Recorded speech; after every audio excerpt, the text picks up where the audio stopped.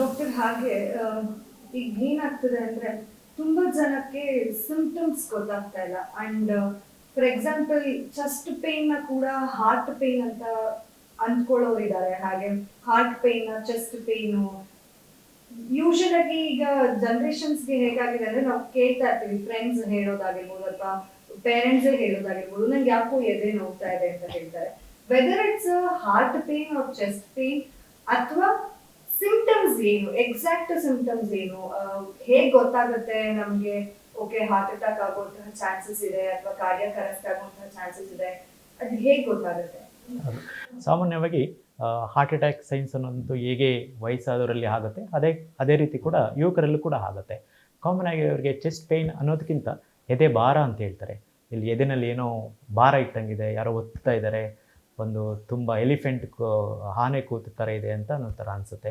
ಒಂದೊಂದ್ಸಲ ಅದು ಎದೆ ನೋವು ಕೂಡ ಅದು ದವಡೆಗೆ ಮತ್ತು ಬೆನ್ನಿಗೆ, ಎಡಗೈಗೆ ಮತ್ತು ಎರಡು ಕೈಗೆ, ಇನ್ನೊಂದು ಹೊಟ್ಟೆಯ ಮೇಲ್ಭಾಗದಲ್ಲೂ ಕೂಡ ಕಾಣಿಸ್ಬೋದು. ಆವಾಗ ಆ ಚೆಸ್ಟ್ ಡಿಸ್ಕಂಫರ್ಟ್ ಅಂತ ಬರೋ ಟೈಮಲ್ಲಿ ಅವ್ರಿಗೆ ತುಂಬ ಬೆವರುವಂಥದ್ದು, ಸಡನ್ನಾಗಿ ಸುಸ್ತಾಗುವಂಥದ್ದು, ಇಲ್ಲ ನನಗೇನೋ ಆರೋಗ್ಯ ಸರಿ ಇಲ್ಲ, ಸತ್ತೋಗ್ತೀನಿ ಅಂತ ಫಿಯರ್ ಆಫ್ ಡೆತ್ ಅನ್ನುವಂಥದ್ದು, ಮತ್ತು ತುಂಬ ಸುಸ್ತಾಗುವಂಥದ್ದು, ಇದೆಲ್ಲ ಹಾರ್ಟ್ ಅಟ್ಯಾಕ್ ಬರುವಂಥ ಮೇಜರ್ ಹಾರ್ಟ್ ಅಟ್ಯಾಕ್ ಆದಾಗಂತ ಕಾಣಿಸ್ಕೊಳ್ಳುವಂಥ ಸೂಚನೆಗಳು.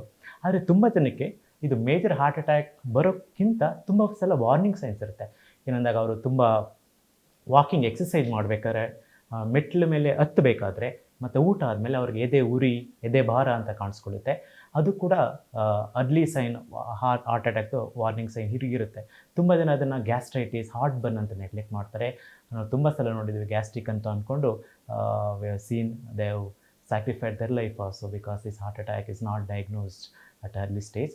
ಸೊ ನಾರ್ಮಲಾಗಿ suppose there are 2 categories of patients. ಒಬ್ಬರು ಹೇಳ್ತಾರೆ ನನಗೇನು ತೊಂದರೆ ಇಲ್ಲ, ಸುಮ್ಮನೆ ಇದ್ದರೆ ಆರಾಮಾಗಿರ್ತೀನಿ, ಓಡಾಡೋಕ್ಕಾಗ್ತಾಯಿಲ್ಲ, ಸ್ವಲ್ಪ ದೂರ ಓಡಾಡಿದ್ರೆ ನನಗೆ ಸುಸ್ತು, ಉಪ್ಸಾಗುತ್ತೆ, ಎದೆ ಭಾರ, ಎದೆ ಉರಿ ಆಗುತ್ತೆ, ಕೈಯಲ್ಲಿ ನೋವು ಕಾಣಿಸ್ಕೊಳ್ಳುತ್ತೆ.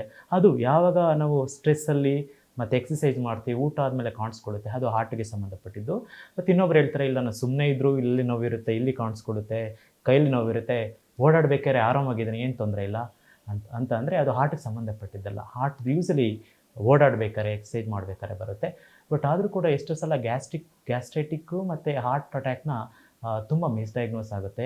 ಡೌಟ್ ಇದ್ದಾಗ ಎವ್ಯಾಲ್ಯೂಯೇಟ್ ಮಾಡೋದು ತುಂಬ ಒಳ್ಳೆಯದು. ಯಾಕಂದರೆ ಎಷ್ಟೋ ಹಾರ್ಟ್ ಅಟ್ಯಾಕ್ಗಳು ಗ್ಯಾಸ್ಟ್ರೈಟಿಸ್ ಆಗಿ ಬರುತ್ತೆ. ತುಂಬ ಜನಕ್ಕೆ ಹೊಟ್ಟೆ ಉರಿ, ಇಲ್ಲಿ ಎದೆ ಉರಿ ಮತ್ತು ವಾಮಿಟಿಂಗು ಮತ್ತು ಡಯೇರಿಯಾ ಅನ್ನೋದು ಕೂಡ ರೇರಾಗಿ ಆಗುತ್ತೆ. ಅದರಿಂದ ಗ್ಯಾಸ್ಟ್ರಿಕ್ನ ನೆಗ್ಲೆಕ್ಟ್ ಮಾಡ್ದೇ ನಿಮ್ಮ ಡಾಕ್ಟರ್ ಹತ್ರ ಚೆಕ್ ಮಾಡಿಸ್ಕೊಳ್ಳೋದು ತುಂಬ ಒಳ್ಳೆಯದು.